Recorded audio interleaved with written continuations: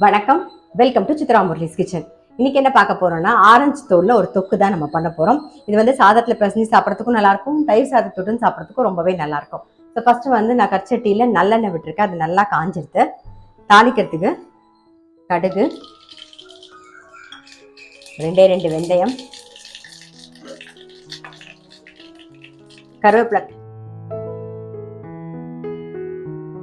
ஒரு 2 பச்சை மிளகா பொடியா கட் பண்ணி வச்சிருக்கேன். அதுக்கப்புறம் வந்து ஒரு 2 பழம் ஆரஞ்சு தோலை வந்து கட் பண்ணி வச்சிருக்கேன். இப்போ எல்லாத்தையும் சேர்த்துடலாம்.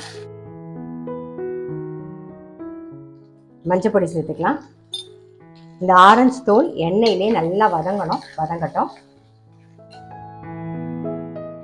பாருங்க, ஆரஞ்சு தோல் நல்லா வதங்கிட்டு இருக்கு.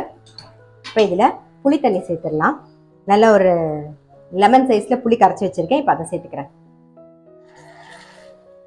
தேவையான உப்பையும் போட்டுருவோம்.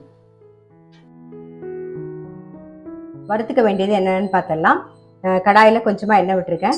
பெருங்காயம், காரத்துக்கு ஏற்கனவே பச்சை மிளகா போட்டிருக்கோம், ஒரு 3 வரமிளகா, கடலைப்பருப்பு வந்து ஒரு 2 டீஸ்பூன் கடலைப்பருப்பு,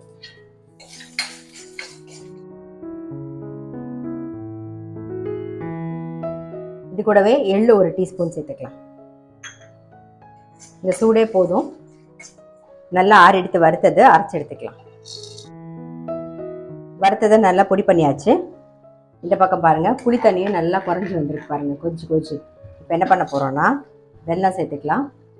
இது கூடவே வந்து அரைச்ச பொடியையும் சேர்த்துருவோம்.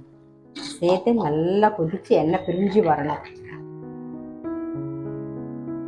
பாருங்க, நல்லா எண்ணெய் பிரிஞ்சு கொதிச்சு வந்திருக்கு பாருங்க. அவ்வளோதான், நம்மளுடைய ஆரஞ்சு தோல் தொக்கு ரெடி. இது நல்லா ஆறுனதுக்கு அப்புறமா வந்து ஒரு ஏர்டைட் கண்டெய்னர்ல போட்டு ஃப்ரிட்ஜில் வச்சுட்டிங்கன்னா வேணுங்கிறப்ப எடுத்து சாப்பிடலாம். நல்ல சுட சாதத்தில் நல்லெண்ணெய் விட்டு பிசைஞ்சு சாப்பிட்டாலும் நல்லா இருக்கும். தயிர் சாதத்துக்கு தொட்டுக்கிறதுக்கும் ரொம்ப டேஸ்டா இருக்கும்.